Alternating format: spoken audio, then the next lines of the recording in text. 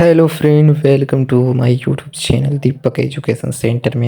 आज का ये वीडियो आप लोगों के लिए बहुत ही इम्पोर्टेंट होने वाला है। जैसा कि आप देख पा रहे हैं, क्या आप भी समाज विज्ञान में 99% स्कोर करना चाहते हैं? यदि आप चाहते हैं तो आप ये वीडियो ज़रूर देखें। आपके लिए वीडियो बहुत ही इम्पोर्टेंट होने वाला है। आगे देखिए लिखा गया, क्या आप भी जैक बोर्ड टॉपर बनना चाहते हैं? यदि हाँ तो आप ये वीडियो देखें। इस वीडियो में धाकड़ तरीके से हम लोग क्वेश्चन करने वाले हैं सामाजिक विज्ञान का, है ना। Class 10 social science most important question, 2 marks, 3 marks, 5 marks, सारा क्वेश्चन हम लोग करेंगे इस वीडियो में। तो जल्दी से अपने दोस्तों को शेयर कर दें फटाफट से। ये वीडियो बहुत ही मज़ेदार होने वाला है, एकदम बहुत ही वायरल क्वेश्चन इसमें हम लोग देखेंगे, सब्जेक्टिव क्वेश्चन सोशल साइंस का। तो यदि आप हमारे चैनल पे पहली बार आए हैं तो हमारे चैनल को सब्सक्राइब कर लें, और यदि वीडियो अच्छा लगे तो एंड में लाइक कर देना है, ठीक है। तो चलिए देर ना करते हुए वीडियो को एकदम स्टार्ट करते हैं, एकदम धाकड़ तरीके से। तो आप लोग रेडी हो जाएं, स्टार्ट नाउ।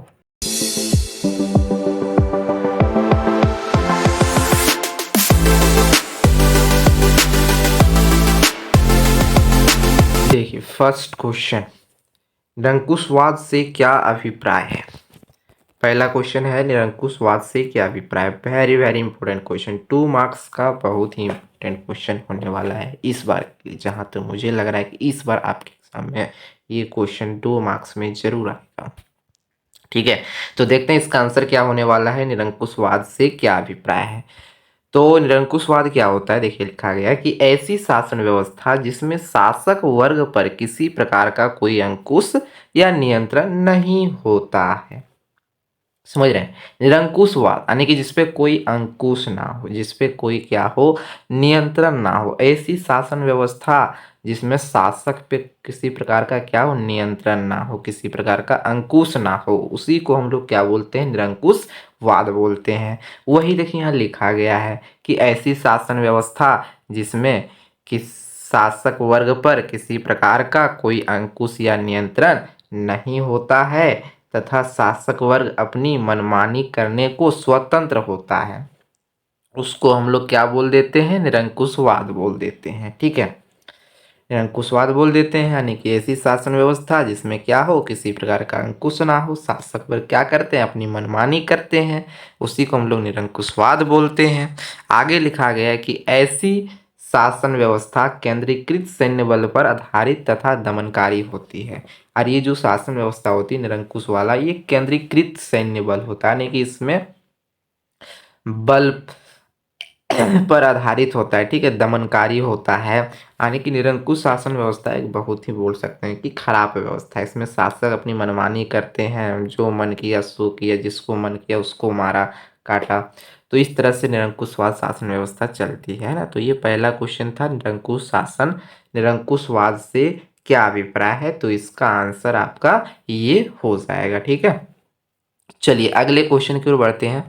नेक्स्ट क्वेश्चन क्या है हम लोग का, नेक्स्ट क्वेश्चन देखिए है, रूढ़िवाद से आप क्या समझते हैं। क्या है अगला क्वेश्चन, रूढ़िवाद से आप क्या समझते हैं। ये भी बहुत ही इम्पोर्टेंट क्वेश्चन है ना। ये भी आपके एग्जाम में आने की बहुत ज़्यादा संभावना है कि रूढ़िवाद से आप क्या समझते हैं अथवा रूढ़िवाद कौन थे, है ना। ये दोनों एक ही प्रकार का क्वेश्चन है, दोनों में से कोई आपके एग्जाम में आ सकता है। रूढ़िवाद से आप क्या समझते हैं अथवा रूढ़िवादी कौन थे। तो रूढ़िवादी क्या होता है ना, जो पुरानी मान्यताओं के अनुसार मानता है ना, उसी को हम लोग रूढ़िवादी बोलते हैं। तो देखिए यहाँ पे लिखा गया है कि रूढ़िवादी एक ऐसा राजनीतिक दर्शन है जो आधुनिकता एवं परिवर्तन के स्थान पर स्थापित परंपराओं तथा रीति रिवाजों को बनाए रखने पर बल देता है।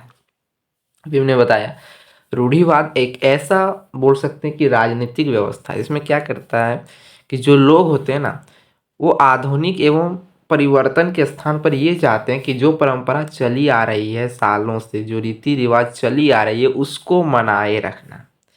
जो रीति रिवाज हम लोग बना रहे हैं सालों से, उस रीति रिवाज को बनाए रखना, ये किसका काम है, रूढ़िवादी का। रूढ़िवादी यही चाहते हैं, वो परिवर्तन ये सब नहीं चाहते हैं। आधुनिक में मॉडर्न समय आया तो नया नया परिवर्तन होना चाहिए, ऐसा नहीं चाहता है रूढ़िवादी वाले। वो क्या चाहते हैं कि जो परंपरा रीति रिवाज चली आ रही है उसको हम बनाए रखें, उस पर बल देता है। उसी को हम लोग क्या बोलते हैं, रूढ़िवाद बोलते हैं। रूढ़िवादियों की मूल धारणा यह है कि राजतंत्र, चर्च, सामाजिक भेदभाव, संपत्ति आदि को बनाए रखना चाहिए। अब रूढ़िवादी वो पुरानी मान्यताओं को माने रखना चाहेगा। तो पुरानी मान्यता में क्या होता था, भेदभाव होता था, है ना, राजतंत्र होता था, संपत्ति ये सब का अधिकार किसी एक व्यक्ति के पास होता था, तो वो सब बनाए रखना चाहता है। रूढ़िवादी क्या चाहता है कि राजतंत्र हो, चर्च हो, सामाजिक भेदभाव हो, संपत्ति आदि सब बनाए रखना चाहता है। तो ये था रूढ़िवाद का। ठीक है, एक बार शुरू से आपको मैं बताता हूँ कि रूढ़िवाद क्या है। तो आपको सीधा याद रखना है कि रूढ़िवाद एक ऐसा राजनीतिक दर्शन है जो आधुनिकता एवं परिवर्तन के स्थान पर स्थापित परंपराओं तथा रीति रिवाजों को बनाए रखने पर बल देता है ना। एक ऐसा राजनीतिक दर्शन जो आधुनिकता एवं परिवर्तन के स्थान पर, जो आधुनिकता एवं परिवर्तन नहीं चाहता, उसके स्थान पर क्या करना चाहता है कि जो हमारा स्थापित परंपरा है, रीति रिवाज है, उसको वो बनाए रखना चाहता है, उस पर बनाए रखने पर बल देता है। तो उसी को हम लोग क्या बोलते हैं, रूढ़िवाद बोलते हैं। ठीक है, तो इस तरीके से आपको याद रख लेना है। नेक्स्ट क्वेश्चन देखते हैं। 2 मार्क्स का अगला क्वेश्चन क्या इंपॉर्टेंट है। 2 मार्क्स का नेक्स्ट क्वेश्चन है, देखिए, राष्ट्रवाद की प्रथम अभिव्यक्ति कहाँ और कब हुई, है ना। राष्ट्रवाद की प्रथम अभिव्यक्ति कहाँ और कब हुई, तो ये ज़्यादा चांस है आपके ऑब्जेक्टिव में आने का। ठीक है, ऑब्जेक्टिव में ये क्वेश्चन आ सकता है कि राष्ट्रवाद की प्रथम अभिव्यक्ति कहाँ और कब हुई। तो देखिए, लिखा गया है कि राष्ट्रवाद की प्रथम अभिव्यक्ति फ्रांस में 1789 ईस्वी की फ्रांसीसी क्रांति के साथ हुई। राष्ट्रवाद की प्रथम अभिव्यक्ति जो हुई वो कहाँ हुई, फ्रांस में हुआ। कब, 1789 में हुआ। कहाँ हुआ, फ्रांस में हुआ, 1789 में हुआ। और किसके साथ, फ्रांसीसी क्रांति के साथ हुआ। इस क्रांति से क्या हुआ, इस क्रांति द्वारा राजतंत्र को समाप्त कर जनतंत्र की स्थापना हुई। ये भी पूछा जा सकता है कि जो फ्रांसीसी क्रांति था उस क्रांति के फलस्वरूप क्या हुआ, तो उस क्रांति के फलस्वरूप क्या हुआ, राजतंत्र को समाप्त करके जनतंत्र स्थापित किया गया, ये हुआ। तो ये आपको याद रखना है। तो बोला था कि राष्ट्रवाद की प्रथम अभिव्यक्ति कहाँ हुई, तो प्रथम अभिव्यक्ति फ्रांस में। कब हुई, 1789 में हुई। किसके साथ, फ्रांसीसी क्रांति के साथ हुई। और इस क्रांति के द्वारा क्या हुआ, राजतंत्र को समाप्त किया गया और जनतंत्र की स्थापना की गई। तो ये आपको याद रखना है। ठीक है, बढ़ते हैं अगले क्वेश्चन की ओर। अगला क्वेश्चन देखते हैं क्या इंपॉर्टेंट है। अगला क्वेश्चन एकदम VVI, ये क्वेश्चन एकदम VVI कर लें। ये 100% इस बार आने के चांसेस हैं कि भारत के लोग रोलट एक्ट के विरोध में क्यों थे। भारत के लोग रोलट एक्ट के विरोध में क्यों थे।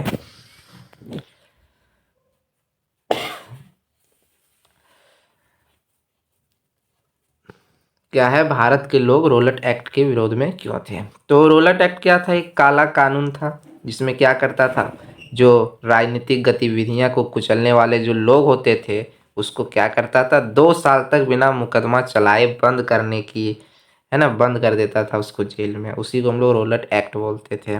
तो इसके विरोध में किस लिए था, तो भारत के लोग रोलट एक्ट के विरोध में थे क्योंकि इस कानून के द्वारा क्या करता था, जो ब्रिटिश सरकार होते थे वो राजनीतिक गतिविधि यानी कि जो विरोध करता था, है ना, उसको क्या करता था, राजनीतिक गतिविधियों को कुचलने के लिए राजनीतिक कैदी जो होते थे उसको 2 साल तक बिना मुकदमा चलाए जेल में बंद कर सकती थी। ये था रोलट एक्ट। तो इसीलिए भारत के लोग उसके विरोध में थे, क्योंकि बिना मुकदमा चलाए उसको बंद कर देता था जेल में, तो ये तो अन्याय हो रहा था। इसीलिए भारत के लोग क्या कर रहे थे, रोलट एक्ट का विरोध कर रहे थे। तो वही पूछा गया कि भारत के लोग रोलट एक्ट के विरोध में क्यों थे। तो भारत के लोग रोलट एक्ट के विरोध में थे क्योंकि इस कानून के द्वारा ब्रिटिश सरकार राजनीतिक गतिविधियों को कुचलने के लिए राजनीतिक कैदियों को 2 साल तक बिना मुकदमा चलाए जेल में बंद कर सकता था। ठीक है, देखिए अगला क्वेश्चन क्या है। अगला क्वेश्चन है कि पहले विश्व युद्ध ने भारत में राष्ट्रीय आंदोलन के विकास में किस प्रकार योगदान दिया। जो पहला विश्व युद्ध हुआ उसमें भारत में जो राष्ट्रीय आंदोलन का जो विकास हुआ उसमें ये किस प्रकार योगदान दिया, ये पूछा गया है। ठीक है, तो प्रथम विश्व युद्ध में रक्षा व्यय में वृद्धि के कारण करों में वृद्धि, ग्रामीण क्षेत्र में सैनिकों की जबरन भर्ती, मूल्य वृद्धि तथा उसी समय महामारी और अकाल से लाखों लोगों की मृत्यु से आम लोगों के असंतोष में अत्यधिक वृद्धि हुई, जो आंदोलन में मददगार साबित हुआ। यानी कि जब प्रथम विश्व युद्ध हुआ तो क्या हो गया, कर में वृद्धि हो गया है ना, ग्रामीण क्षेत्र वाले जो लोग थे उसको सैनिकों में जबरन भर्ती करने लगा, मूल्य में वृद्धि कर दिया गया, उसी समय महामारी और अकाल आ गया जिसके कारण लाखों लोग मारे गए। तो इस कारण से लोगों में क्या हुआ, उग्रता पैदा हो गया और वो आंदोलन के लिए विवश हो गए, है ना।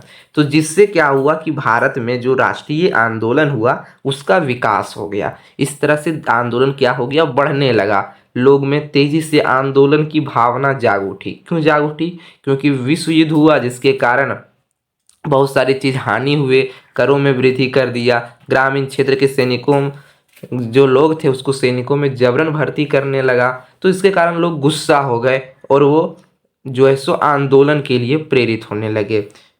ठीक है, तो इसी कारण आपका जो है सो आंदोलन का विकास हुआ, भारतीय राष्ट्रीय आंदोलन का विकास हुआ। किसके कारण, क्योंकि करों में वृद्धि हो गई, ग्रामीण क्षेत्र में जो है सो लोग थे उसको सैनिकों में जबरन भर्ती करने लगा, मूल्य वृद्धि कर दिया गया, उसी समय महामारी और अकाल आ गया जिसके कारण लाखों लोग मारे गए। तो ये आपका आंसर हो जाएगा इसका। अगले क्वेश्चन की ओर बढ़ते हैं। अगला क्वेश्चन है सत्याग्रह के विचार का क्या मतलब है। इसमें देखिए यहाँ पे लिखा गया 2023, यानी कि ये क्वेश्चन 2023 में आया था। ठीक है, सत्याग्रह के विचार का क्या मतलब है, ये क्वेश्चन आपका 2023 में पूछा गया था, तो हो सकता है कि 2025 में भी पूछा जाए। तो देखते हैं सत्याग्रह के विचार का क्या मतलब है। तो सत्याग्रह का मतलब क्या होता है, सत्य के प्रति आग्रह। ये सत्याग्रह किसने दिया, तो ये आपका महात्मा गांधी का कहना था। इसमें सत्याग्रह में क्या कहना था कि सत्याग्रह के विचार में सत्य की शक्ति पर आग्रह जोड़ दिया जाता है। सत्याग्रह का मतलब क्या है, सत्य की शक्ति पर आग्रह पर जोर देना। जिसका अर्थ क्या होता है, इसका अर्थ ये होता है कि अगर आपका उद्देश्य सच्चा है, संघर्ष अन्याय के खिलाफ है, तो बिना शारीरिक बल, आक्रामकता और हिंसा के अत्याचारी से मुकाबला किया जा सकता है। यानी कि आपके पास आपका उद्देश्य यदि सच्चा है, आप यदि अन्याय के खिलाफ हैं, तो आपको शारीरिक बल की आवश्यकता नहीं है। आप बिना हिंसा किए जो है सो क्या कर सकते हैं, अत्याचारी से मुकाबला कर सकते हैं। और सत्याग्रही केवल अहिंसा के सहारे भी अपने संघर्ष में सफल हो सकता है। यानी कि आप बिना अहिंसा किए भी जो है सो आप क्या हो सकते हैं, सफल हो सकते हैं इस युद्ध में। ठीक है, तो ये था सत्याग्रह का विचार का मतलब, ये बात गांधी जी ने कहा था। ठीक है, तो सत्याग्रह के विचार का मतलब क्या है, सत्य की प्रति पर आग्रह, यानी कि सत्य की शक्ति पर जोर देना। इसका मतलब ये है कि यदि आपका उद्देश्य सच्चा है, आप संघर्ष अन्याय के खिलाफ है आपका संघर्ष, तो बिना शारीरिक बल, आपको शारीरिक बल की आवश्यकता नहीं है, आक्रामकता और हिंसा भी की आवश्यकता भी नहीं है, आप उसके बिना ही अत्याचारी से मुकाबला कर सकते हैं और आप जीत भी सकते हैं। ये किसका कहना है, सत्याग्रह का मतलब है। ठीक है, अगले क्वेश्चन की ओर बढ़ते हैं। अगला क्वेश्चन है गिरमिटिया मजदूर किन्हें कहा जाता है। ये भी बहुत ही इंपॉर्टेंट है, ये भी आपके एग्जाम में आने की संभावना है ना। गिरमिटिया मजदूर किन्हें कहा जाता है, तो देखते हैं गिरमिटिया मजदूर किन्हें कहा जाता है। तो गिरमिटिया मजदूर किन्हें कहा जाता है, जो क्या करते हैं, एग्रीमेंट के तहत दूसरे देश में काम करवाने के लिए ले जाया करता था लोगों को, है ना, जबरन बिना पैसा दिए एग्रीमेंट के तहत एग्रीमेंट करा लिया जाता था, उसके तहत उसको दूसरे देश ले गया काम करवाने के लिए, तो उसी को गिरमिटिया मजदूर कहा जाता था। देखिए यहाँ पे लिखा क्या गया, आंसर में लिखा गया कि औपनिवेशिक शासन के दौरान भारत से बहुत से लोगों को एग्रीमेंट बोले तो अनुबंध, कुछ साइन उन करवा लिया और उसको काम करने के लिए कहाँ ले जाता था, फिजी ले जाता था, गयाना ले जाता था, वेस्ट इंडीज, ये सारे स्थानों पे ले जाया करते थे लोगों को, भारत के लोगों को, है ना। कौन, औपनिवेशिक शासक, जो ब्रिटिश शासक होते थे वो। और क्या होता था कि एग्रीमेंट को ये मजदूर गिरमिटिया कहने लगे। अब ये मजदूर जो थे वो एग्रीमेंट को क्या कहने लगे, गिरमिटिया कहने लगे। तो यही नाम आगे चलकर क्या बन गया, गिरमिटिया मजदूर कहा जाने लगा। ठीक है, समझ में आया। यानी कहना ये चाह रहा है गिरमिटिया मजदूर क्या कहते, किसे कहते हैं कि औपनिवेशिक शासन के दौरान, औपनिवेशिक यानी ब्रिटिश शासक के दौरान क्या हो रहा था कि भारत से बहुत सारे लोगों को एग्रीमेंट करा के, एग्रीमेंट मतलब कुछ कागज उगज पे साइन उन करा के उसको कहाँ पे ले जाता था काम कराने के लिए, फिजी, गयाना, वेस्ट इंडीज यानी कि दूसरे देश भेज देता था। और इस एग्रीमेंट को ये जो मजदूर जो थे ना वो क्या कहने लगे, गिरमिट कहने लगे। और यही गिरमिट नाम आगे चलकर क्या बन गया, गिरमिटिया मजदूर कहा जाने लगा। तो उसी को हम लोग बोलते हैं गिरमिटिया मजदूर। ठीक, अगले क्वेश्चन की ओर बढ़ते हैं। अगला क्वेश्चन है कि प्रथम विश्व युद्ध के बाद विश्व को किस संकट का सामना करना पड़ा। प्रथम विश्व युद्ध हुआ, उसके बाद विश्व को किस संकट का सामना करना पड़ा था। तो देखते हैं किस संकट का। तो प्रथम विश्व युद्ध के बाद विश्व को महान आर्थिक संकट का सामना करना पड़ा। पूरी दुनिया आर्थिक और राजनीतिक अस्थिरता की स्थिति बन गई। अब विश्व युद्ध हुआ तो विश्व युद्ध के बाद क्या होता है, आर्थिक मंदी होने लगता है। तो वही सारा जो है सो संकट आ गया, है ना। जब प्रथम विश्व युद्ध हुआ तो उसके बाद विश्व में क्या आ गया, महान आर्थिक संकट का सामना करना पड़ा विश्व को। क्यों, क्योंकि पूरी दुनिया में क्या आ गई थी, आर्थिक और राजनीतिक यह स्थिरता आ गई थी, महंगाई बढ़ गई थी, है ना, बहुत सारी चीज़ों का, क्योंकि युद्ध हुआ, युद्ध के कारण बहुत सारी चीज़ें नष्ट हो गए। तो इसके कारण जो है सो पूरी दुनिया में राजनीतिक और आर्थिक यह स्थिरता बन गई, है ना। राजनीतिक और आर्थिक व्यवस्था बहुत ही खराब हो गई प्रथम विश्व युद्ध के कारण। तो यही संकट का सामना करना पड़ा किसको, विश्व को। ठीक है, तो ये आपका 2 मार्क्स में क्वेश्चन पूछा जा सकता है। अगला क्वेश्चन है संसाधन क्या होता है या फिर संसाधन से क्या अभिप्राय है। क्या क्वेश्चन है, संसाधन क्या होता है या फिर संसाधन से क्या अभिप्राय है। तो ये डिफिनेशन है संसाधन का, आपका पूछा जा सकता है 2 मार्क्स में। ठीक है, तो देखते हैं संसाधन क्या होता है।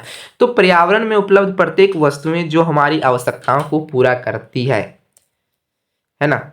बोल सकते हैं कि हमारे आसपास के जितने भी वस्तुएं हैं जो हमारी क्या कर सकती है, आवश्यकताओं को पूरा कर सकती है, उसी को हम लोग क्या बोलते हैं, संसाधन बोलते हैं। ठीक है, यहाँ पे इसका थोड़ा और स्टैंडर्ड डिफिनेशन दिया गया है कि पर्यावरण में प्रत्येक वस्तुएं जो हमारी आवश्यकताओं को पूरा करने में प्रयुक्त की जा सकती है और जिसको बनाने के लिए प्रौद्योगिकी उपलब्ध है। जिसको बनाने के लिए कौन उपलब्ध है, प्रौद्योगिकी उपलब्ध है। जो आर्थिक रूप से संभाव्य और सांस्कृतिक रूप से मान्य है उसको हम लोग संसाधन कहते हैं। आर्थिक रूप से संभाव्य और सांस्कृतिक रूप से क्या है, मान्य है, उसको हम लोग संसाधन कहते हैं। ये आपका स्टैंडर्ड डिफिनेशन हो गया। ठीक है, क्या लिखा गया है कि पर्यावरण में उपलब्ध प्रत्येक वस्तुएं जो हमारी आवश्यकताओं को पूरा करने में प्रयुक्त की जा सकती है और जिसको बनाने के लिए प्रौद्योगिकी उपलब्ध है, जो आर्थिक रूप से क्या है, संभाव्य है और सांस्कृतिक रूप से मान्य है, उसको हम लोग क्या बोलते हैं, संसाधन बोलते हैं। ठीक है, चलिए अगले क्वेश्चन की ओर बढ़ते हैं। अगला क्वेश्चन है कि पहाड़ी क्षेत्र में मृदा अपरदन को रोकने के लिए क्या कदम उठाए जाने चाहिए, है ना। पहाड़ी क्षेत्र में मृदा अपरदन को क्या करना है, हमको रोकना है। तो उसके लिए हम क्या क्या कदम उठा सकते हैं ये आपको बताना है। तो देखिए क्या क्या कदम उठा सकते हैं। पहला, सीढ़ी नुमा कृषि पद्धति को अपनाना चाहिए। जो सीढ़ी नुमा खेती होता है वो हम लोग को करना चाहिए। इससे क्या होगा, मृदा अपरदन नहीं होगा। दूसरा क्या है, खेतों के चारों ओर घास या छोटे पौधे उगाने चाहिए, या फिर कह सकते हैं कि खेत के चारों ओर मेढ़ बनाना चाहिए, है ना। खेत के चारों क्या करना चाहिए, घास या छोटे पौधे उगा देने चाहिए, जिससे क्या होगा, माटी का कटाव नहीं होगा। तीसरा क्या है कि पहाड़ी भागों में पशुओं की चारा पर रोक लगाया जाना चाहिए। पहाड़ी भाग है उसमें जो पशुओं की जो चराई होती है उस पे आपको रोक लगाया जाना चाहिए। और चौथा क्या है, पर्वतीय ढालों पर बांध बनाकर जल प्रवाह को रोकने का प्रयास करना चाहिए। अब जो पर्वतीय क्षेत्र में ढाल वाला क्षेत्र, वहाँ क्या होता है, पानी जब आता है तो एकदम माटी को बहाते हुए चल जाता है। तो वहाँ पे क्या कर देना चाहिए, बांध बनाना चाहिए, जिससे क्या होगा कि जल का प्रवाह रुक जाएगा, तो इससे आपका माटी का भी कटाव नहीं होगा। तो मृदा अपरदन को रोकने का ये 4 कदम है ना, पहाड़ी क्षेत्र में जो हम लोग को करना चाहिए। पहला कि सीढ़ीनुमा कृषि पद्धति को अपनाना चाहिए। दूसरा, खेत के चारों ओर घास या छोटे पौधे उगाने चाहिए। तीसरा, पहाड़ी भागों में पशुओं की चराई पर रोक लगाया जाना चाहिए। और चौथा, पर्वतीय ढालों पर बांध बनाकर जल प्रवाह को रोकने का प्रयास करना चाहिए। ठीक है, चलिए तो अगले क्वेश्चन की ओर बढ़ते हैं। नेक्स्ट क्वेश्चन है, बहुउद्देशीय परियोजनाओं के लाभ बताएं, है ना। ये भी आपका 2 मार्क्स या 3 मार्क्स से पूछा जा सकता है। 3 मार्क्स वाला भी अभी कुछ देर के बाद कराएंगे यही क्वेश्चन, तो उसमें लंबा आंसर लिखना है आपको। ठीक है, 2 मार्क्स में पूछेगा तो आपको 2-3 पॉइंट लिख देना है, लेकिन हम 5 पॉइंट लेके आए हुए हैं ताकि आपको याद रहे। ठीक है, तो बहुउद्देशीय परियोजनाओं का लाभ क्या है, बहुउद्देशीय परियोजना क्या होता है, तो देखते हैं सबसे पहले बहुउद्देशीय परियोजना का लाभ क्या है। तो बहुउद्देशीय परियोजना क्या होती है, उन क्षेत्रों में जल लाती है जहां जल की कमी होती है। बहुउद्देशीय परियोजना बोल सकते हैं तो जो हम लोग बांध डैम उम बनाते हैं जल का बहाव को रोकने के लिए, उसी को हम लोग बहुउद्देशीय परियोजना बोलते हैं। ठीक है, जल का बहाव के लिए जो हम लोग क्या बोलते हैं, बाढ़ बांध डैम ये सब जो बनाते हैं उसी को हम लोग बोलते हैं बहुउद्देशीय परियोजना। तो इसी का कारण क्या लाभ है, तो बहुउद्देशीय परियोजना का लाभ क्या हो सकता है, हम क्या कर रहे हैं, पानी बहने से, है ना, पानी के बहाव को रोकने के लिए हम क्या कर रहे हैं, बना रहे हैं, डैम बना रहे हैं, बांध बना रहे हैं। तो इससे क्या लाभ हो सकता है, तो इससे क्या लाभ हो सकता है, पहला देखिए, बहुउद्देशीय परियोजनाएं उन क्षेत्र में जल लाती है जहाँ जल की कमी होती है। अब बहुउद्देशीय परियोजना से ये फायदा है कि जहाँ पे जल की कमी है वहाँ पे क्या मिलेगा, जल मिलेगा। दूसरा, ये परियोजनाएं जल बहाव को नियंत्रित करने, बाढ़ पर काबू पाती है। अब हम कहीं पे बाढ़ उड़ा गया, है ना, तो उसको भी ये परियोजना क्या कर सकती है, नियंत्रित कर सकती है, जल बहाव को रोक सकती है ना, बाढ़ पे काबू पाती है। तीसरा क्या है, बहुउद्देशीय परियोजनाएं उद्योग तथा घरेलू उपयोग के लिए विद्युत पैदा करती है। अब बहुउद्देशीय परियोजना से क्या होता है, लोगों के घरों में जो है सो घरेलू उपयोगी के लिए विद्युत पैदा होती है, हम लोग विद्युत तैयार करते हैं ना जल से।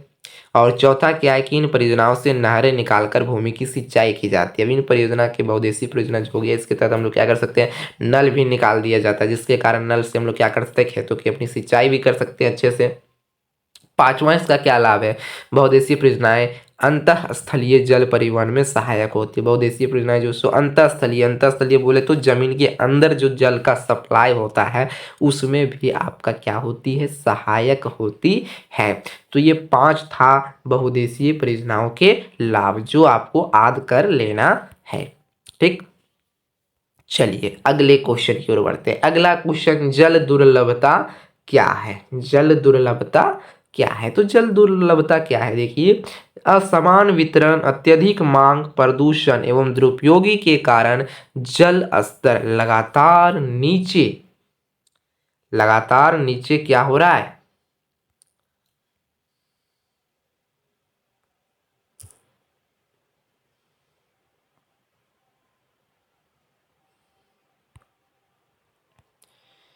एक मिनट, देखिए जल दुर्लभता क्या है, तो जल दुर्लभता क्या है, असमान वितरण, अत्यधिक मांग, प्रदूषण एवं दुरुपयोगी के कारण जल स्तर लगातार नीचे जा रहा है तथा जल की कमी हो रही है। पानी की कमी की इस समस्या को जल दुर्लभता कहते हैं, यानी कि जल का हम लोग असमान वितरण करते हैं, है ना, अत्यधिक मांग, प्रदूषण एवं दुरुपयोग करना, एकदम ज़्यादा से ज़्यादा जल एकदम क्या कर रहे हैं, दुरुपयोग कर रहे हैं।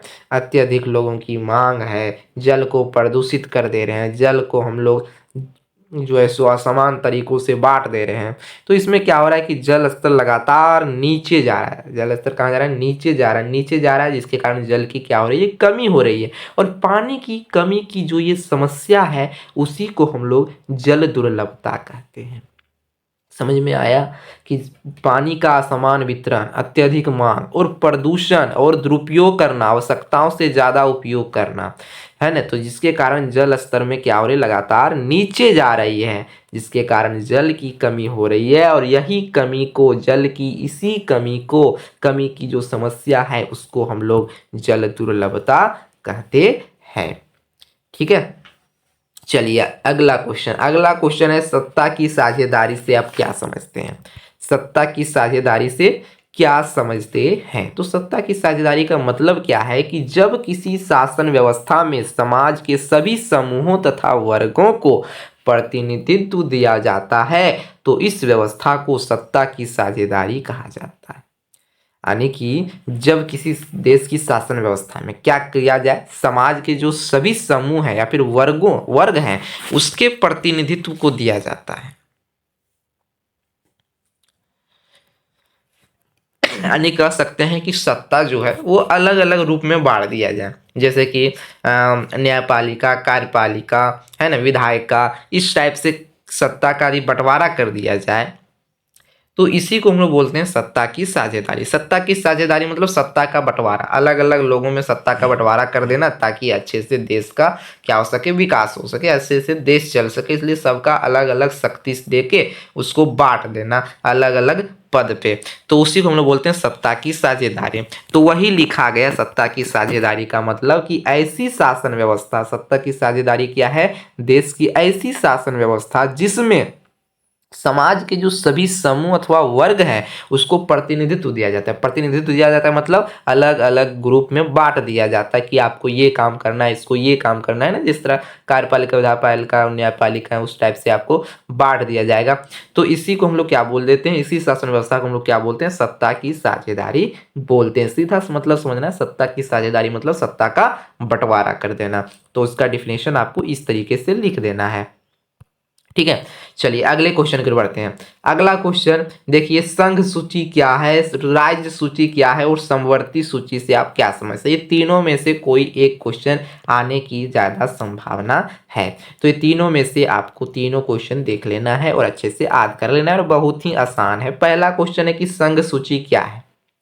तो संघ सूची मतलब केंद्र, है ना, ऐसा सूची जो किस में आता हो, केंद्र के विषय में आता हो, केंद्र, है ना, देश के विषय में। ठीक है, तो संघ सूची में क्या होता है, राष्ट्रीय महत्व के विषय आते हैं। राष्ट्रीय महत्व बोले तो केंद्र से संबंधित, संघ सूची में क्या बोल सकते हैं कि केंद्र से संबंधित विषय आते हैं जिसपे कानून बनाने का अधिकार सिर्फ किसको होता है, सिर्फ केंद्र सरकार को होता है। संघ सूची में कानून बनाने का अधिकार किसको होता है, सिर्फ केंद्र सरकार को होता है। इसका एग्जाम्पल आपको याद रख लेना है, प्रतिरक्षा, विदेशी मामले, बैंकिंग, ये सब किस में आते हैं, ये सब संघ सूची में आते हैं। ठीक है, तो आपको याद क्या रखना है, संघ सूची में आपको सीधा ये याद रखना है कि संघ सूची में जो है कैसे विषय आते हैं, केंद्रीय महत्व के विषय आते हैं। संघ सूची में कैसे विषय आते हैं, केंद्रीय महत्व के विषय आते हैं।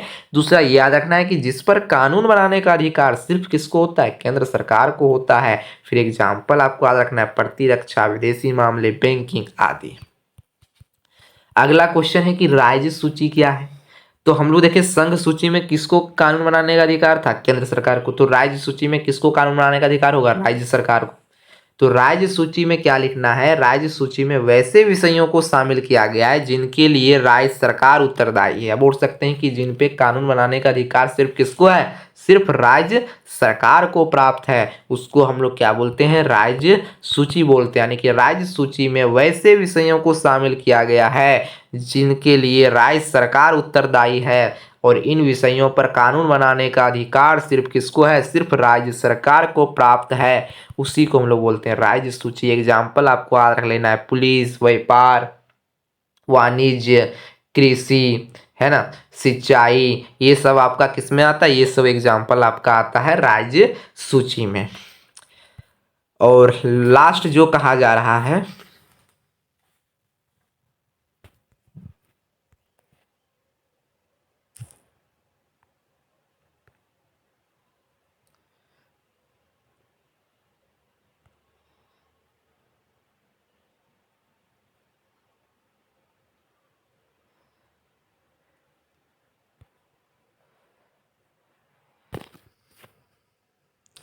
और लास्ट देखिए क्या कहा जा रहा है, समवर्ती सूची से आप क्या समझते हैं। लास्ट क्वेश्चन क्या है, समवर्ती सूची। तो समवर्ती सूची में क्या होता है, समवर्ती सूची में इसमें दोनों के विषय आ जाते हैं।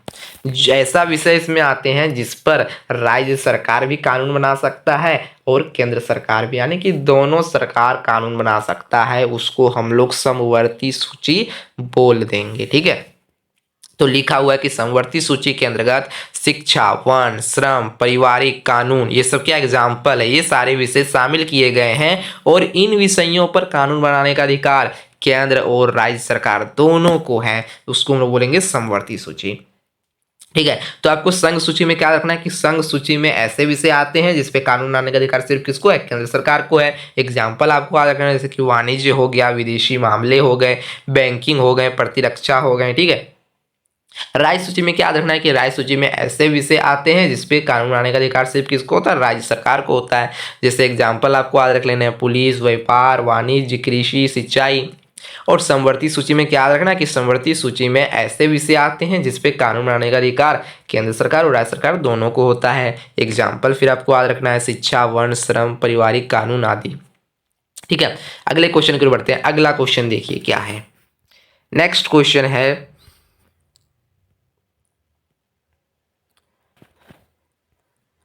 अगला क्वेश्चन देखिए क्या है।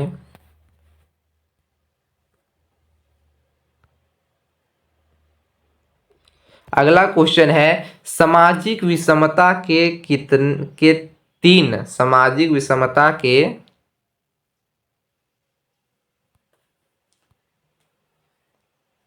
क्या है, सामाजिक विषमता के सामाजिक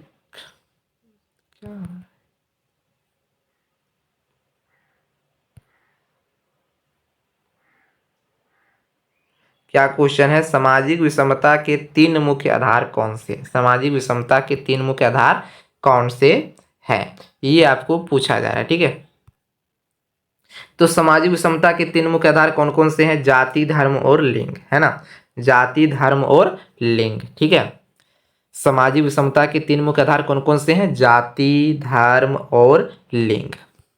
अगला क्वेश्चन है कि लैंगिक असमानता से क्या अभिप्राय है, लैंगिक असमानता से क्या अभिप्राय है। तो लैंगिक असमानता से क्या अभिप्राय है कि सामाजिक भूमिकाओं, राजनीतिक भागीदारी तथा धार्मिक अवधारणा के आधार पर महिलाओं और पुरुषों के समक्ष नहीं मानने को लैंगिक असमानता के नाम से जाना जाता है।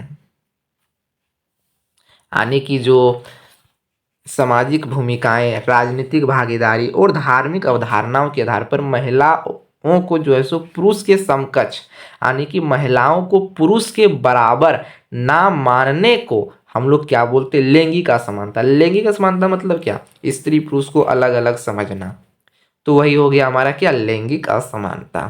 ठीक है, अगला क्वेश्चन है, लैंगिक विभाजन का क्या अभिप्राय है, लैंगिक विभाजन का क्या अभिप्राय है।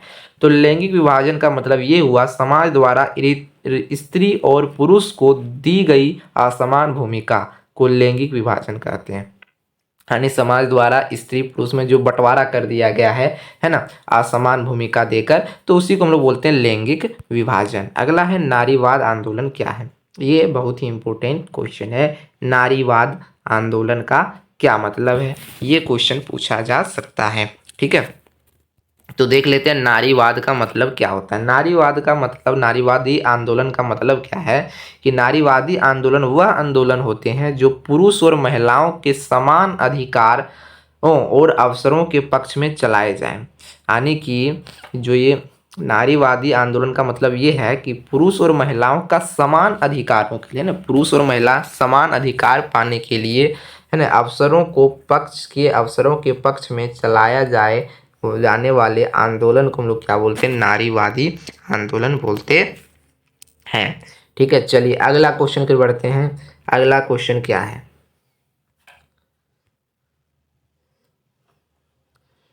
नेक्स्ट क्वेश्चन है, पहला क्वेश्चन जो दिया गया है वो आपके ऑब्जेक्टिव में पूछे जाने की बहुत ज़्यादा संभावना, यानी कि ऑब्जेक्टिव में ही पूछा जाएगा। ठीक है, क्या क्वेश्चन है कि भारतीय राष्ट्रीय कांग्रेस की स्थापना कब हुई थी और इसके संस्थापक कौन थे, है ना, भारतीय राष्ट्रीय कांग्रेस की स्थापना कब हुई थी और इसके संस्थापक कौन थे। तो भारतीय राष्ट्रीय कांग्रेस की स्थापना 1885 ईस्वी में हुई थी और इसके संस्थापक ए.ओ. ह्यूम थे। ठीक है, भारतीय राष्ट्रीय कांग्रेस की स्थापना कब हुई थी, 1885 में हुई थी और इसके संस्थापक ए.ओ. ह्यूम थे।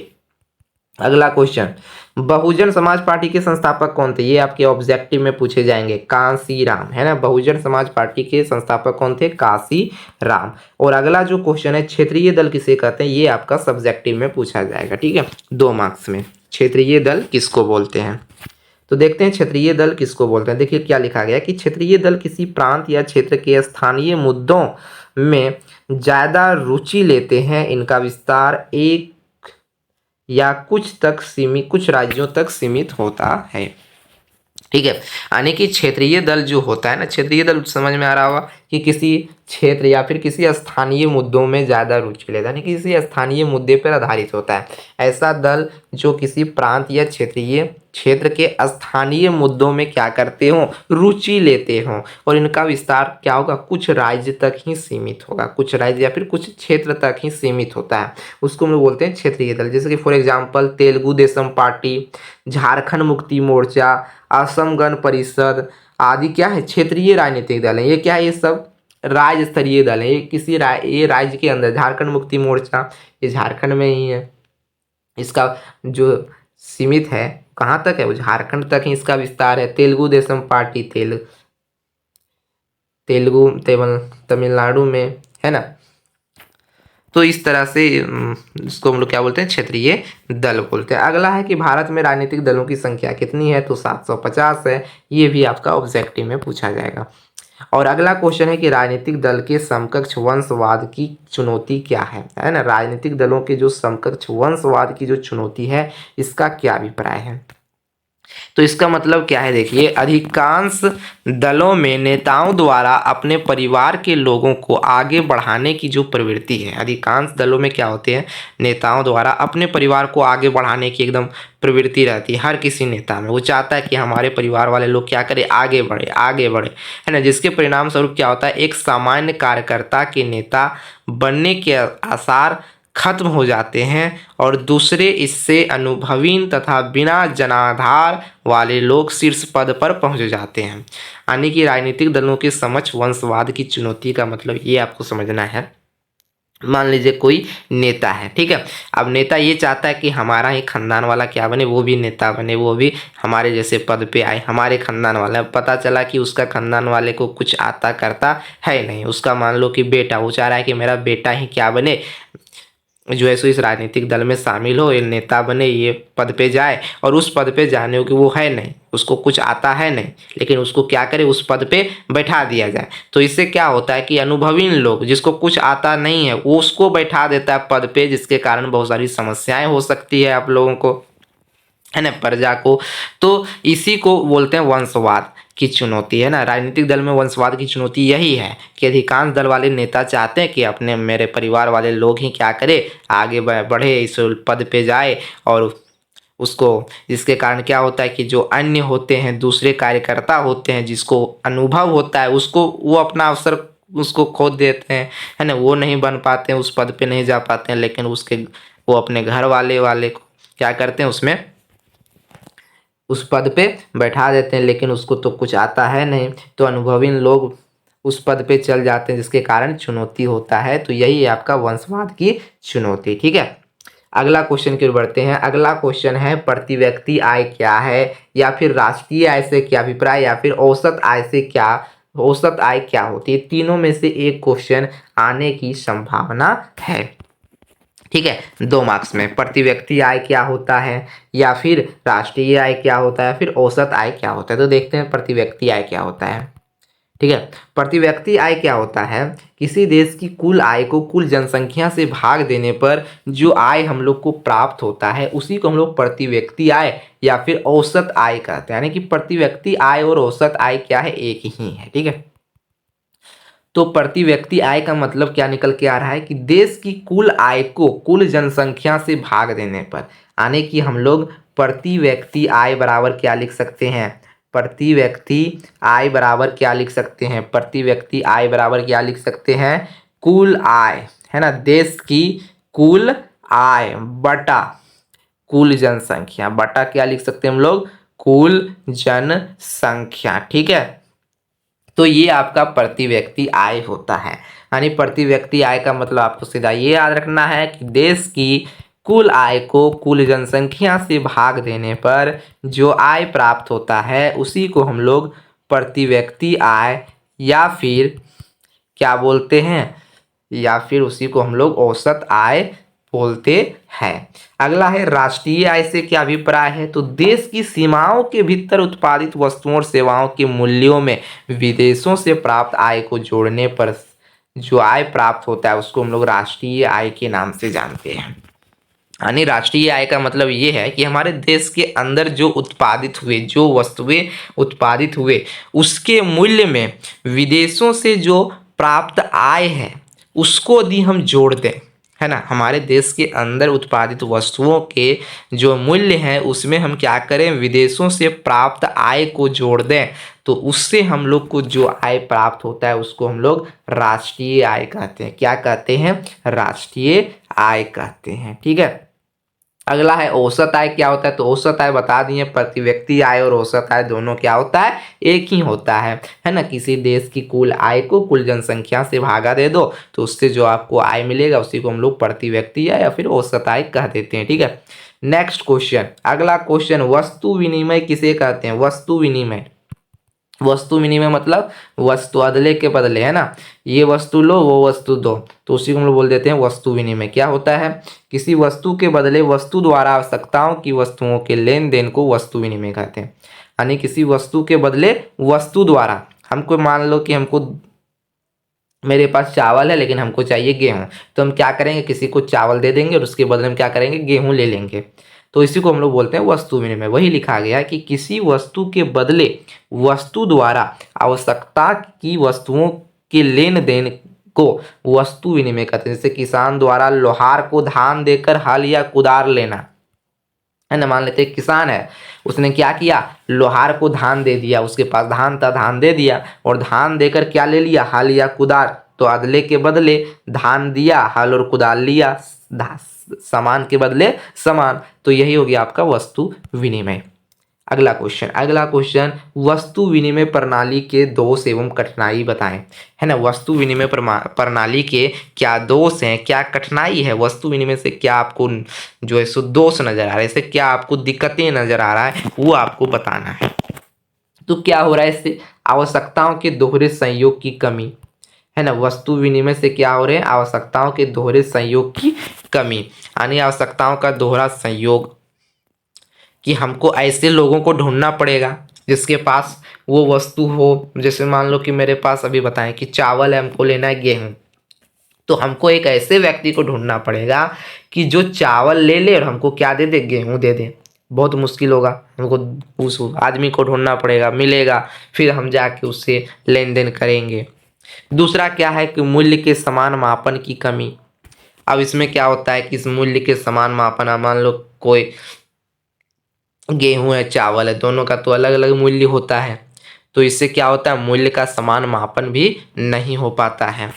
तीसरा क्या है, स्थगित भुगतान के मानक की कमी, यानी कि इसमें स्थगित भुगतान भी नहीं होता है। चौथा क्या है, मूल्य संचय की कमी, यानी कि इसमें पैसा हम लोग संचय कर सकते हैं क्या, नहीं, मूल्य हम लोग संचय नहीं कर सकते क्योंकि सामान के बदले सामान दे रहे हैं, वो सामान ले रहा है, हमको ये सामान दे रहा है, तो उसमें मूल्य का तो संचय नहीं होगा। तो ये चार चीज है जो वस्तु विनिमय प्रणाली की क्या है, कठिनाइयां हैं। ठीक है। अगले क्वेश्चन की ओर बढ़ते हैं, वैश्वीकरण क्या है। ये क्वेश्चन आपका, जहां तक मुझे लग रहा है कि ये क्वेश्चन जरूर आने वाला है ना। वैश्वीकरण क्या है, वैश्वीकरण क्या है, ये क्वेश्चन बहुत इंपॉर्टेंट है, आपको याद रखना है। ठीक है। तो वैश्वीकरण का मतलब क्या होता है कि घरेलू बाजार को विश्व बाजार के साथ व्यापार, पूंजी, तकनीक, श्रम एवं सेवाओं को मुक्त प्रवाह के साथ जोड़ना या समन्वय करना। मतलब सीधा आपको ये समझना है, वैश्वीकरण, वैश्वीकरण का मतलब ये समझना है कि घरेलू बाजार, घरेलू बाजार मतलब कि हमारे देश का जो बाजार है उसको हम क्या कर रहे हैं, मुक्त प्रवाह के साथ दूसरों देशों से जोड़ रहे हैं। क्या कर रहे हैं, दूसरे देशों से जोड़ रहे हैं, यानी हमारे देश का जो बाजार है उसको हम लोग किसके साथ, व्यापार, पूंजी, तकनीक, श्रम, सेवा, ये सारी चीज़ों के साथ मुक्त प्रवाह के साथ हम क्या कर रहे हैं, दूसरे देशों से जोड़ रहे हैं, तो उसी को हम लोग बोलते हैं वैश्वीकरण। क्या बोलते हैं, वैश्वीकरण। करण बोलते हैं, है ना। इसका घनिष्ठ संबंध उदारीकरण तथा निजीकरण की नीतियों के साथ है। और इसका घनिष्ठ संबंध किसके साथ है? उदारीकरण और निजीकरण की नीतियों के साथ है। उदारीकरण क्या होता है? तभी नीचे जस्ट उसी का क्वेश्चन है कि उदारीकरण से आपका क्या तात्पर्य है, तो वो भी अभी हम बताएंगे। तो वैश्वीकरण का आप ये जो लाइन दिया गया इसका घनिष्ठ संबंध है, ये नहीं लिखेंगे तो भी ये आपको नहीं लिखना, ठीक है। आपको पूछा जाएगा कि उदारीकरण वैश्वीकरण क्या है, 2 मार्क्स में पूछा जाएगा, तो आपको सीधा लिख देना है कि वैश्वीकरण का अर्थ होता है घरेलू बाजार को विश्व बाजार के साथ, किसके विश्व बाजार के साथ, है ना, व्यापार, पूंजी, तकनीक, श्रम, सेवा आदि के साथ क्या करते हैं, मुक्त प्रवाह के साथ जोड़ना, उसी को हम लोग क्या बोल देते हैं? वैश्वीकरण बोल देते हैं, ठीक है। अगला क्वेश्चन है उदारीकरण से आपका क्या तात्पर्य है ना। उदारीकरण क्या होता है? तो उदारीकरण क्या होता है? अर्थव्यवस्था को, है ना, अर्थव्यवस्था को अधिक प्रतियोगी बनाने के लिए आर्थिक नीतियों में ढील तथा अवरोधों एवं प्रतिबंधों को हटाने जाने की प्रक्रिया को क्या बोलते हैं? उदारीकरण बोलते हैं। यानी सीधा आपको याद रखना है कि अर्थव्यवस्था को अधिक प्रतियोगी बनाने के लिए आर्थिक नीतियों और अवरोधों और प्रतिबंधों को हटाए जाने की प्रक्रिया है, उसी को हम लोग क्या बोलते हैं? उदारीकरण बोलते हैं, है ना। सरकार द्वारा जो प्रतिबंध लगाया गया कि इस देश से जाके उस देश में सामान नहीं बेच सकता है ना, व्यापार नहीं कर सकता दूसरे देशों में, तो ये सारे प्रतिबंध हटाए जाने की प्रक्रिया है, उसी को हम लोग उदारीकरण बोलते हैं। अगला क्वेश्चन है विश्व व्यापार संगठन के किन्हीं 2 उद्देश्य को लिखें। ये भी बहुत ही VVI क्वेश्चन है ना। विश्व व्यापार संगठन WTO का 2 उद्देश्य बताएं। तो क्या क्या उद्देश्य है? पहला उद्देश्य देखिए, विश्व व्यापार संगठन WTO के 2 उद्देश्य निम्न है। पहला क्या है? विश्व व्यापार संगठन का प्रमुख उद्देश्य अंतर्राष्ट्रीय व्यापार को अवरोध मुक्त अथवा उदार बनाकर उसे तीव्र विकास को सुनिश्चित करना। यानी कि विश्व व्यापार संगठन का प्रमुख उद्देश्य क्या है? पहला कि अंतर्राष्ट्रीय व्यापार है उसको अवरोध मुक्त बनाना। अवरोध मुक्त बनाना मतलब कि जो विश्व व्यापार है, अंतर्राष्ट्रीय व्यापार है, उस पर कोई अवरोध ना हो, यानी कि एक देश वाला दूसरे देश में जाके आराम से व्यापार करे, इसमें कोई अवरोध ना हो। उसको उदार बनाता है। उदार बनाता है मतलब जो प्रतिबंध है उसको हटाता है ना, और उसके विकास को तीव्र करने की सुनिश्चित करता है। ये क्या है? पहला उद्देश्य किसका? विश्व व्यापार संगठन का। दूसरा उद्देश्य क्या है? कि अंतर्राष्ट्रीय व्यापार से संबंधित नियमों का निर्धारण करता है ना। अंतर्राष्ट्रीय व्यापार से संबंधित जो नियम है उसका क्या करता है? निर्धारण करता है, और विभिन्न देशों के द्वारा इन नियमों के अनुपालन पर नजर रखता है। विभिन्न देशों के द्वारा क्या करता है? ये जो नियम है उसके अनुपालन पर क्या करता है? नजर रखता है। कौन? विश्व व्यापार संगठन। तो उसका ये 2 मुख्य उद्देश्य है। ये आपको याद रखना, ये बहुत ही इंपॉर्टेंट क्वेश्चन है, ठीक है। नेक्स्ट क्वेश्चन है आयात शुल्क से क्या समझते हैं? आयात शुल्क आप सब क्या समझते हैं? ये भी 2023 का क्वेश्चन है। 2023 में पूछा गया था आयात शुल्क से क्या समझते हैं, 2 मार्क्स में पूछा गया था, ठीक है। तो आयात शुल्क का मतलब क्या है? कि एक देश द्वारा दूसरे देशों से आने वाली चीज़ों पर लगाया गया शुल्क आयात शुल्क के नाम से जाना जाता है। यानी कि एक देश द्वारा दूसरे देश से आने वाली जो चीज़ें हैं, एक देश द्वारा दूसरे देश से जो आने वाली चीज़ है उस पर जो शुल्क लगाया जाता है उसको हम लोग क्या बोलते हैं? आयात शुल्क बोलते हैं, ठीक है। इस शुल्क का भुगतान बंदरगाहों, सीमाओं, हवाई अड्डों आदि जैसे स्थानों पर किया जाता है जहां से दूसरे देशों की चीज़ें स्थानीय बाजार में प्रवेश करती हैं। मान लीजिए कि आप दूसरे देश से दूसरे देश में जा रहे हैं, आप बंदरगाह चेंज करेंगे, आपको बहुत सारे सीमाएं पार करनी पड़ेगी, तो वहाँ पे तो आपको कुछ कर देना पड़ेगा ना, वैसे थोड़ी ना पास कर दिया जाएगा आपको दूसरे देश में। तो उसी को हम लोग बोलते हैं आयात शुल्क, ठीक है। अगले क्वेश्चन की ओर बढ़ते हैं। नेक्स्ट क्वेश्चन, अगला क्वेश्चन अब आ गया आपका 3 मार्क्स का। यहाँ से आपका स्टार्ट होता है 3 मार्क्स। उधर मेरा चल रहा था कितना? 2 मार्क्स का। अब आपका 3 मार्क्स का क्वेश्चन स्टार्ट होता है। इसमें हम लोग सारा देखने वाले हैं, 2 मार्क्स, 3 मार्क्स और 5 मार्क्स भी लास्ट में हम लोग 5 मार्क्स देखेंगे, इसलिए वीडियो के एंड तक बने रहें, ठीक है। अभी तक आप हमारे चैनल को सब्सक्राइब नहीं किए तो चैनल को सब्सक्राइब कर लें, क्योंकि आपके लिए बहुत ही इंपॉर्टेंट क्वेश्चन होने वाला है, बहुत ही इंपॉर्टेंट वीडियो होने वाला है। तो अभी तक हमने 2 मार्क्स का देखा, अब 3 मार्क्स का देखेंगे, फिर 5 मार्क्स का देखेंगे, इसलिए लास्ट तक बने रहना है, ठीक है। वीडियो को स्किप नहीं करना है। तो 3 मार्क्स का देखिए बहुत ही इंपॉर्टेंट क्वेश्चन होने वाला है। पहला देखिए, ये क्वेश्चन आपको 3-4 प्रकार से पूछा जा सकता है। पहला ये पूछा जा सकता है कि नेपोलियन की 3 मुख्य विशेषताएं बताइए। नेपोलियन संहिता जो था उसका 3 मुख्य विशेषताएं बताएं। या फिर पूछा जा सकता है कि नेपोलियन संहिता की व्याख्या कीजिए। या फिर नेपोलियन के किन्हीं 3 प्रशासनिक सुधारों का उल्लेख करें। या फिर अपने शासन वाले क्षेत्रों में शासन व्यवस्था को ज़्यादा कुशल बनाने के लिए नेपोलियन ने क्या किया, किन्हीं 3 का उल्लेख करें। तो इस प्रकार से अलग अलग टाइप से क्वेश्चन पूछा जा सकता है, ठीक है। तो नेपोलियन की आचार जो संहिता थी वो निम्न थी।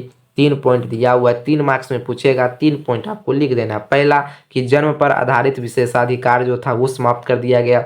दूसरा, कानून के समक्ष बराबरी और संपत्ति के अधिकार को सुरक्षित बनाया, है ना। कानून के समक्ष जो बराबरी और संपत्ति का अधिकार था उसको क्या किया, सुरक्षित बनाया। तीसरा, जो सामंती व्यवस्था से उसको खत्म किया और किसान को भूदासत्व और जागीरदारी शुल्कों से मुक्ति दिलाई। तो ये 3 प्रमुख क्या है, बदलाव किए नेपोलियन ने। पहला, जन्म पर आधारित जो विशेषाधिकार थे उसको समाप्त कर दिया। दूसरा, कानून के समक्ष जो आपका बराबरी और संपत्ति का अधिकार था उसको सुरक्षित बनाया। और तीसरा, सामंती व्यवस्था को खत्म किया और किसानों को भूदासत्व और जागीरदारी शुल्कों से मुक्ति दिलाई, ठीक है।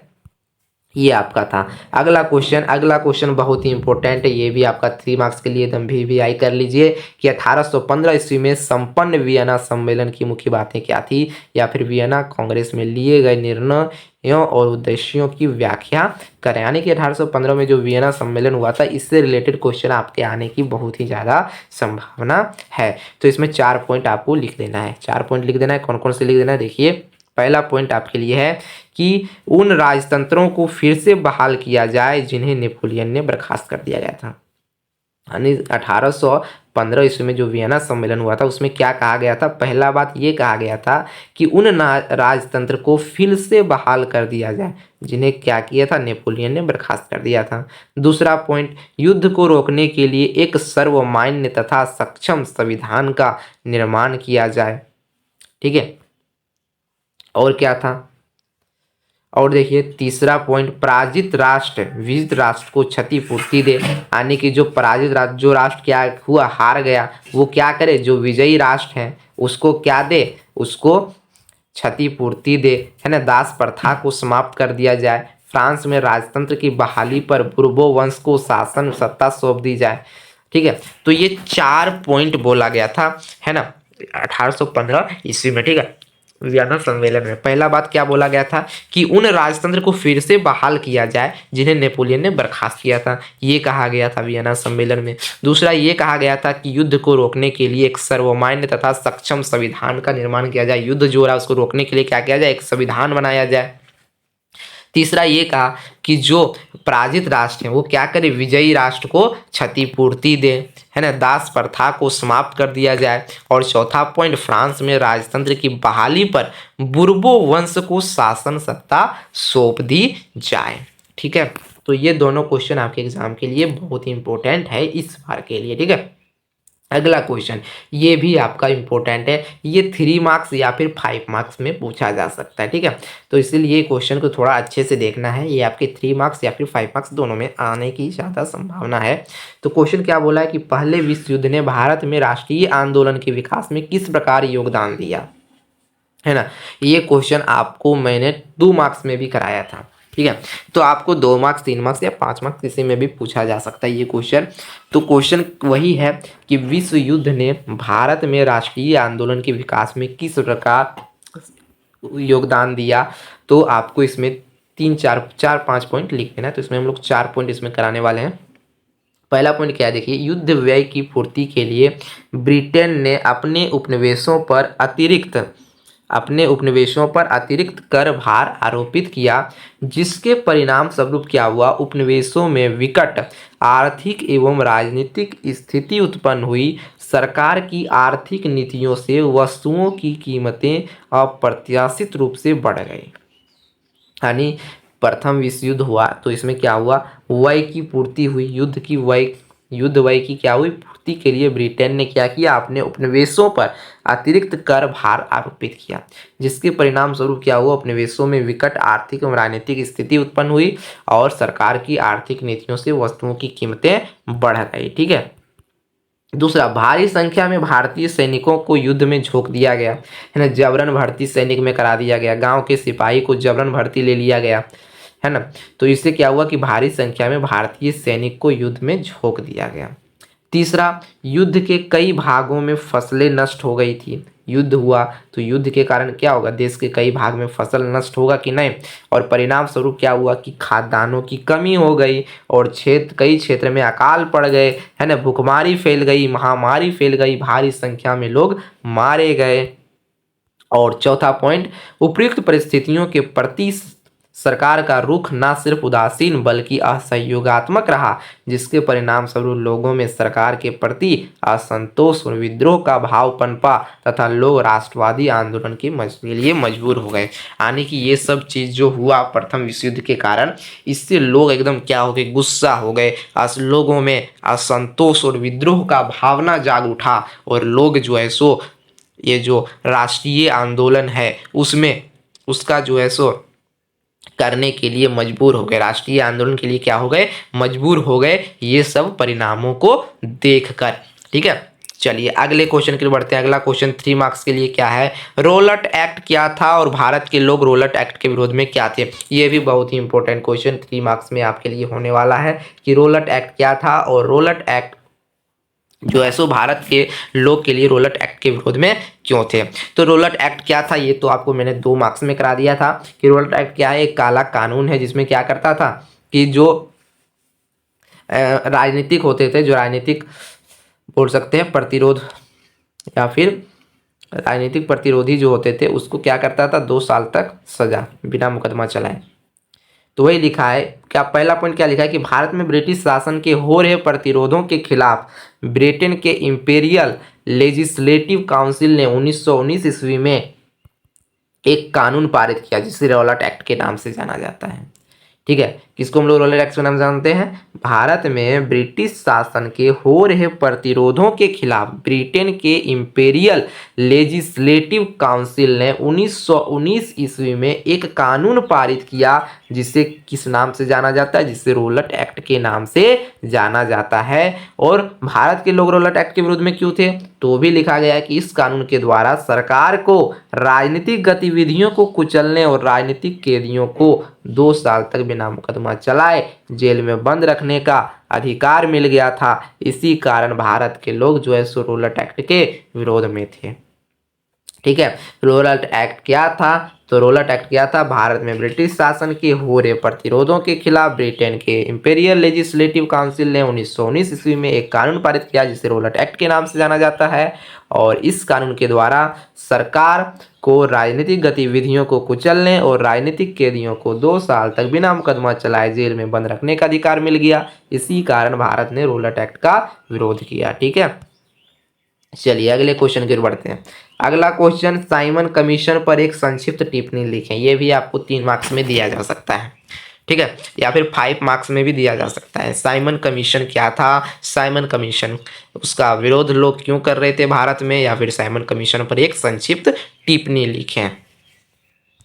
तो इसमें हम लोग 5 पॉइंट देखने वाले हैं साइमन कमीशन वाला। पहला क्या लिखा है कि 1927 ईस्वी में ब्रिटेन की टोरी सरकार ने भारत में राष्ट्रवादी आंदोलन के जवाब में एक वैधानिक आयोग का गठन किया जिसे हम लोग क्या बोलते हैं, साइमन कमीशन के नाम से जाना जाता है। इस कमीशन के अध्यक्ष सर जॉन साइमन थे।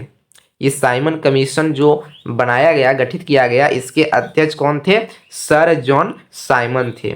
आगे लिखा गया दूसरा पॉइंट कि इस आयोग का कार्य भारत में संवैधानिक व्यवस्था की कार्यशैली का अध्ययन करना एवं तदनुरूप सुझाव देना, और इसके सभी सदस्य अंग्रेज थे, है ना। दूसरा पॉइंट क्या है कि इस आयोग का कार्य क्या था, भारत में जो संवैधानिक व्यवस्था की कार्यशैली है उसका अध्ययन करना और उसका फिर क्या करना, सुझाव देना। और इसके सभी सदस्य क्या थे, अंग्रेज थे, सारा सदस्य अंग्रेज, एक भी भारतीय नहीं, इसलिए भारत के लोग ने इसका विरोध किया था।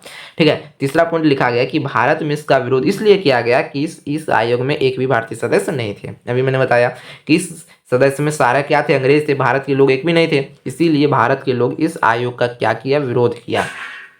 सारे सदस्य अंग्रेज थे। अतः 1928 में जब साइमन कमीशन भारत पहुंचा, है ना, भारत में कब पहुंचा, 1928 में लाया गया साइमन कमीशन को, तो सभी लोगों ने उसका स्वागत किया। किस नारा से, साइमन कमीशन वापस जाओ, गो बैक के नारा से, है ना, साइमन कमीशन गो बैक के नारा से सभी ने स्वागत किया। भारत के लोगों ने कि साइमन कमीशन वापस जाओ के नारों से स्वागत किया। ठीक है, तीसरा पॉइंट देखिए, चौथा पॉइंट, तीसरा तो हो गया, चौथा पॉइंट देखिए क्या है। चौथा पॉइंट ये है कि कांग्रेस और मुस्लिम लीग सभी पार्टियों ने प्रदर्शनों में हिस्सा लिया, है ना। साइमन कमीशन को वापस जाने का जो किया लोगों ने विरोध, इसमें किन किन लोगों ने भाग लिया, इसमें कांग्रेस, मुस्लिम लीग, सभी पार्टी ने प्रदर्शन किया। और पांचवा पॉइंट है कि पंजाब में लाला लाजपत राय ने इस आयोग के विरोध में प्रदर्शन का नेतृत्व किया। पुलिस ने उन पर इतनी लाठियां बरसाई कि इस प्रहार से उनकी मृत्यु हो गई। और पंजाब में लाला लाजपत राय इस आयोग का जो विरोध था उसमें ये प्रतिनिधित्व कर रहे थे, यानी कि ये नेतृत्व थे, इसके नेतृत्व में हो रहा था। किसके नेतृत्व में, लाला लाजपत राय के नेतृत्व में पंजाब में इसका विरोध लोग कर रहे थे। तो पुलिस ने उस पर इतनी लाठियां बरसा दी कि लाला लाजपत राय की क्या हो गई, मृत्यु हो गई। तो ये थे आपके आंसर। साइमन कमीशन पर एक संक्षिप्त टिप्पणी पूछा जाए या फिर साइमन कमीशन क्या था, भारत में इसका लोग विरोध क्यों कर रहे थे, तो इसका आंसर आपको इस तरह से पॉइंट बाय पॉइंट क्या करना है, लिख देना है। अगला क्वेश्चन है, कॉर्न लॉ से आप क्या समझते हैं, ये भी आपके 3 मार्क्स में पूछे जा सकते हैं, है ना। कॉर्न लॉ से आप क्या समझते हैं, तो कॉर्न लॉ क्या था, 18वीं सदी में ब्रिटेन की आबादी तेजी से बढ़ने के कारण खाद्य पदार्थों तथा कृषि उत्पादों की मांग बढ़ गई। ऐसी स्थिति में स्थानीय बड़े भूस्वामियों ने लाभ के उद्देश्य से सरकार पर दबाव डाला कि मक्के के आयात पर पाबंदी लगा दी जाए। ठीक है, 18वीं सदी में ब्रिटेन की आबादी क्या हो गई, तेजी से बढ़ने लगी। अब तेजी से बढ़ने लगी तो इसके कारण क्या हुआ, खाद्य पदार्थों तथा कृषि उत्पादों की मांग बढ़ गई। अब मांग बढ़ गई तो ऐसी स्थिति में स्थानीय बड़े भूस्वामी ने लाभ के उद्देश्य से सरकार पर दबाव डाला। अब खाद्य पदार्थ की मांग बढ़ जाएगी तो जो बड़े बड़े फायदे वाले लोग होंगे वो क्या कर दिए, सरकार पर दबाव डाल दिए कि मक्के के आयात पर पाबंदी लगा दी जाए। ताकि पाबंदी लगा दे तो क्या होगा, उसका दाम बढ़ जाएगा, दाम बढ़ जाएगा, फायदा होगा। तो उनके दबाव में आकर सरकार ने क्या किया, मक्का के आयात पर पाबंदी लगा दिया, है ना, प्रतिबंध लगा दिया। इसी कानून को हम लोग क्या बोलते हैं, कॉर्न लॉ। कॉर्न लॉ मतलब वही मक्का, कॉर्न का मतलब होता है मक्का, तो कॉर्न लॉ इंग्लिश में। ठीक है, फिर क्या लिखा गया कि इस कानून के लागू हो जाने से देश में क्या हुआ, खाद्यान्नों की कमी हो गई और उनकी कीमतें भारी वृद्धि हो गई। अब जो सामान नहीं मिल रहा है, जिसका खाद्य सामान का दाम बढ़ ही जाएगा, है ना, उस पर पाबंदी लगा दिया तब तो कीमत बढ़ गई, है ना, और बहुत सारी कमी हो गई खाद्य पदार्थों में। खाद्य पदार्थों की उच्च कीमतों से परेशान जो उद्योगपति तो थे, वीडियो बहुत लंबा हो रहा है, ठीक है, थे, तो 3 उसने मार्क्स सरकार का विरोध किया और और अंत 5 में मार्क्स सरकार का को क्वेश्चन कॉर्न लॉ को समाप्त करना पड़ा। हम लोग अगले नेक्स्ट वीडियो में ठीक है, तो देखेंगे, कॉर्न लॉ क्या था, आपको हमारे सीधा सा याद वीडियो रखना है चैनल पे बने कि रहना है 18वीं सदी में आपको, क्या हुआ, ताकि मैं ब्रिटेन की अगले आबादी वीडियो तेजी से आप बढ़ने लोगों लगी। को प्रोवाइड इसके करूँ कारण तो क्या आप हुआ, खाद्य पदार्थों सबसे में पहले देख खाद्य पाएँ। पदार्थों की मांग आपको बढ़ गई नोटिफिकेशन और ऑन कर ऐसी लेना स्थिति है में अपने स्थानीय बड़े चैनल भूस्वामी का, जो थे वो लाभ के ठीक है उद्देश्य ना। में तो आकर जो क्वेश्चन सरकार को बच गया है दबाव डाला 5 कि मार्क्स मक्के के 3 आयात मार्क्स पर वो अगली पाबंदी वीडियो में लगा हम दी लोग जाए, और देखेंगे। सरकार ने वो उसके वीडियो बाद में आकर क्या जल्द ही किया, आपके मक्के बीच के में आयात पर लेकर पाबंदी आने लगा वाले भी हैं। दिया। तो हमारे और चैनल इसी पे कानून बने को हम लोग रहें। क्या अभी बोलते हैं, आप कॉर्न इसका लॉ जो कहा है जाता है। PDF चाहते हैं, लेकिन नोट्स चाहते हैं इस क्वेश्चन जो का, आम लोग हमारे थे, टेलीग्राम जो ग्रुप को ज्वाइन कर उद्योगपति लें। लोग थे, वहाँ उसको पे क्या हुआ, आपको भारी इसका नुकसान हुआ खाद्य PDF नोट पदार्थ की सारा कुछ मिल जाएगा और बढ़ती इसका हुई लिंक कीमतों के डिस्क्रिप्शन बॉक्स कारण। में इसलिए लोगों दिया ने गया उसका है। क्या किया, विरोध किया और सरकार को कॉर्न लॉ समाप्त करना पड़ा। ठीक है, चलिए।